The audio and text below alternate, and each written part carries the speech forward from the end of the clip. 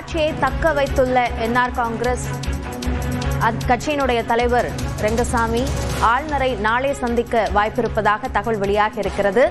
அதனை முக்கிய செய்தியாக பார்க்கிறோம். புதுச்சேரியில் ஆட்சியை தக்க வைத்துள்ள என்ஆர் காங்கிரஸ் கட்சியினுடைய தலைவர் ரெங்கசாமி நாளை ஆளுநரை சந்திக்க உள்ளதாக தகவல் வெளியாக இருக்கிறது. பதவி விலகல் கடிதம் அளித்த பிறகு ஆட்சி அமைக்க உரிமை கோருவார் என்ற தகவலும் சொல்லப்பட்டுள்ளது. புதுச்சேரி சட்டமன்ற தேர்தலில் என்ஆர் காங்கிரஸ் பாஜக கூட்டணி 18 இடங்களில் வெற்றி பெற்று ஆட்சியை தக்க வைத்துள்ளது. எனவே ஆட்சி அமைப்பதற்கு உரிமை கோருவதற்கு நாளை ஆளுநரை அவர் சந்திப்பார் என்று எதிர்பார்க்கப்படுகிறது.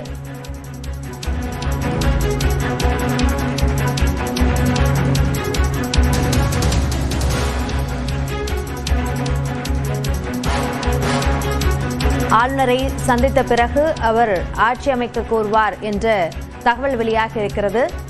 நடந்து முடிந்த சட்டமன்ற தேர்தலில் புதுச்சேரியில் தற்போது ஆளும் கட்சியாக இருக்கக்கூடிய என்ஆர் காங்கிரஸ் தன்னுடைய கூட்டணியாக சேர்த்து 18 தொகுதிகளில் வெற்றி பெற்றிருக்கிறார்கள். இதன் மூலமாக தன்னுடைய ஆட்சியை தக்க வைத்திருக்கிறது என்ஆர் காங்கிரஸ். என்ஆர் காங்கிரஸ் மற்றும் பாஜக கூட்டணியும் சேர்ந்து 18 தொகுதிகளில் வெற்றி பெற்றிருக்கின்றன. என்ஆர் காங்கிரஸ் 12 தொகுதிகளிலும், பாஜக 4 தொகுதிகளிலும், அதிமுக லட்சிய ஜனநாயக கட்சி தலா ஒரு தொகுதியிலும் வெற்றி பெற்றிருக்கிறார்கள். இது குறித்த கூடுதல் விவரங்களை நம்முடைய புதுச்சேரி செய்தியாளர் இளவமுதனிடம் கேட்கலாம். இளவமுதன், என்ஆர் காங்கிரஸ் ஆட்சி அமைக்க உரிமை கோருவது குறித்த விவரங்களை பதிவு செய்யுங்கள். அப்படியே புதுச்சேரி முதலமைச்சர் ரங்கசாமி 5வது முறையாக மீண்டும் முதலமைச்சராக இருக்கிறார். ஏற்கனவே அவர் காங்கிரஸ் அமைச்சரவையில் 2 முறை அமைச்சராக இருந்திருக்கிறார். என்ஆர் காங்கிரஸ் கட்சியை துவங்கி முதல் முறையாக 2011 அவர் முதலமைச்சராக இருந்தார். அதன் பிறகு 2016 தேசிய ஜனநாயக கூட்டணி, 2021 தேசிய ஜனநாயக கூட்டணி ஆட்சி அமைக்கப்பட்டது.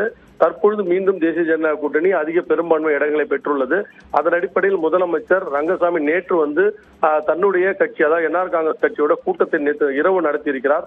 அந்த கூட்டத்தில் என்ஆர் காங்கிரஸ் சார்பில் போட்டியிடப்பட்ட 16 எம்எல்ஏக்களில் 16 பேரில் 12 பேர் வெற்றி பெற்றார்கள். அவரோட ஆலோசனை நடத்தப்பட்டது. அந்த ஆலோசனையில் முதலமைச்சர் ரங்கசாமியை சிஎல்பி லீடர், அதாவது கட்சியோட தலைவராக தேர்வு செய்யப்பட்டார். அப்படி தேர்வு செய்யப்படுவர் தான் முதலமைச்சராக வருவார். அதன் அடிப்படையில் அவர்கள் தேர்வு செய்திருக்கிறார்கள். இதனைத் தொடர்ந்து இன்று தேசிய ஜனநாயக கூட்டணி கட்சியோட கூட்டம் நடைபெற இருக்கிறது.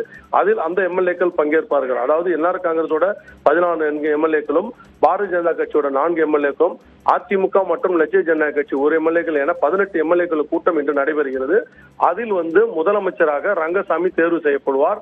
அவர் தேர்வு செய்யப்பட்டதை தொடர்ந்து நாளை துணைநிலை ஆளுநரை சந்திப்பார். அப்பொழுது சந்திக்கும் பொழுது தன்னுடைய ராஜினாமா கடிதத்தை, தற்பொழுது முதலமைச்சராக உள்ள தன்னுடைய ராஜினாமா கடிதத்தை அவர் கொடுப்பார். அப்பொழுது ஆளுநர் காபந்து முதலமைச்சராக ரங்கசாமி நீடிக்க அறிவுறுத்துவார். இதன் அடிப்படையில் அடுத்த ஆட்சி, அதாவது அதிக பெரும்பான்மை இடங்களை யார் பெற்றார்களோ அவர்கள் தான் ஆட்சி அமைக்க கோருவார்கள். அதன் அடிப்படையில் பார்க்கும்போது என்ஆர் காங்கிரஸ் தலைமையிலான என்டிஏ கூட்டணிக்கு அழைப்பு வரும். அதனைத் தொடர்ந்து முதலமைச்சர் ரங்கசாமி பதவியேற்பதற்கான தேதியை குறிப்பிட்டு கொடுப்பார். கிட்டத்தட்ட வரும் 13ஆம் தேதி அவர் முதலமைச்சராக பதவியேற்பார் என்று தெரிகிறது. முதலமைச்சரை தொடர்ந்து அமைச்சர்கள் எத்தனை பேர் பதவியேற்பார்கள் அல்லது முதலமைச்சர் மட்டும் பதவியேற்பாரா என்பது குறித்து பின்னர் தான் தெரிய வரும். இந்த நிலையில் பாரதிய ஜனதா கட்சியோட எம்எல்ஏக்கள் கூட்டமும் நடைபெற்றிருக்கிறது. பாரதிய ஜனதா கட்சியை பொறுத்த 4 எம்எல்ஏக்கள் வெற்றி பெற்றிருக்கிறார்கள். அவருக்கு ஒரு சுயேட்சை எம்எல்ஏ விஸ்வேஸ்வரன், காரைக்கால் விஸ்வேஸ்வரன் என்பவர் ஆதரவு தெரிவித்திருக்கிறார். அதேபோல் ரங்கசாமி பொறுத்தவரை 12 பேர் வெற்றி பெற்றாலும் கதிர்காமத்தில் சுயேட்சையாக வெற்றி பெற்ற அழகு என்பவர் முதலமைச்சர் ரங்கசாமிக்கு ஆதரவு தெரிவித்திருக்கார். அப்படி பார்க்கும்போது 18 எம்எல்ஏக்கள் கூடுதலாக 2 சுயேட்சைகள் என 20 எம்எல்ஏக்கள் பலத்துடன் தேசிய ஜனநாயக கூட்டணி புதுச்சேரியில் பலத்துடன் காணப்படுகிறது. அபிநயா, விவரங்களுக்கு நன்றி இளவமுதன்.